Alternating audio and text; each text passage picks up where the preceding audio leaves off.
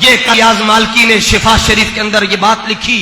فرمایا اور اس پر امت کا اجماع ہے۔ اجماع سے مراد وہ نہیں ہوتا جس میں ریڑھی والا داخل ہو، جب اجماع کا لفظ آتا ہے تو پھر امام سیوطی کا نام آتا ہے، جب اجماع کا لفظ بولا جائے تو امام نووی کا نام آتا ہے، جب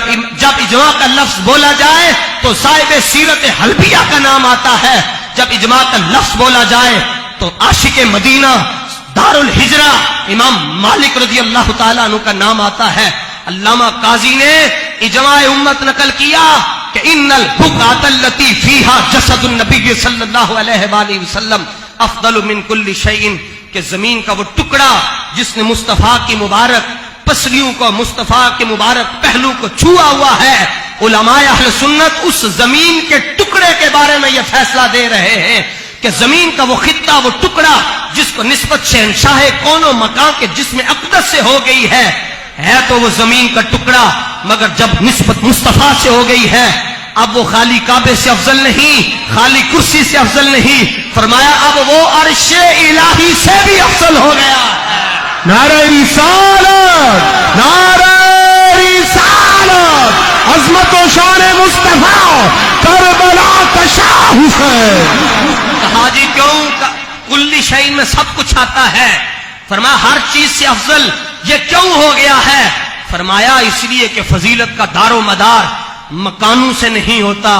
فضیلت کا دار و مدار مکینوں سے ہوتا ہے، جدھر مکین ہوتا ہے عظمتیں ادھر ہوتی ہیں۔ آپ سردیوں میں نماز اندر پڑھتے ہیں، پہلی صف اندر ہے،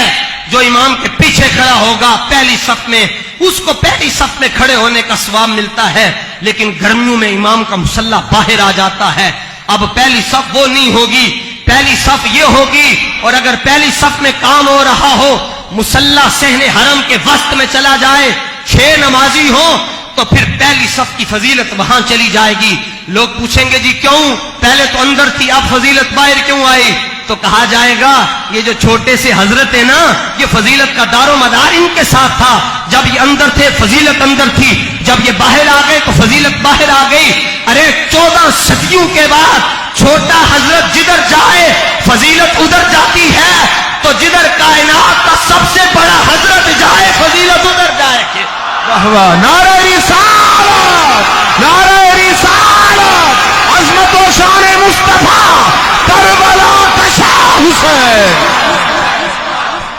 فرمایا اس لیے جب میرے آقا مسفلا یعنی کبوتر چوک میں تھے ہجرت کر کے،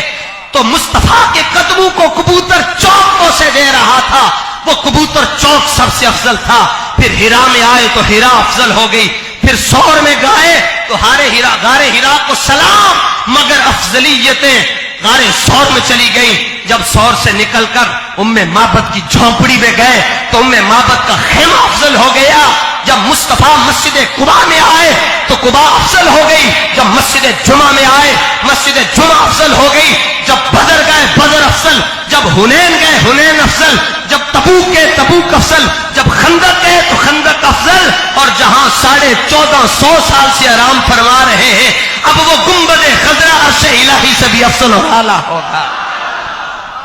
عرض یہ کرنا چاہتا ہوں کہ جس مٹی کو نسبت ہو جائے وہ عرش الہی سے بھی افضل ہو جاتی ہے، اور جس حسین کو سامنے بٹھا کر کہا ہو حسین لحم کا لحمی جسم کا جسمی، حسین تو میرا ہے میں تیرا ہوں، پھر خدا ہی جانتا ہے اس حسین کا مقام اور مرتبہ کیا۔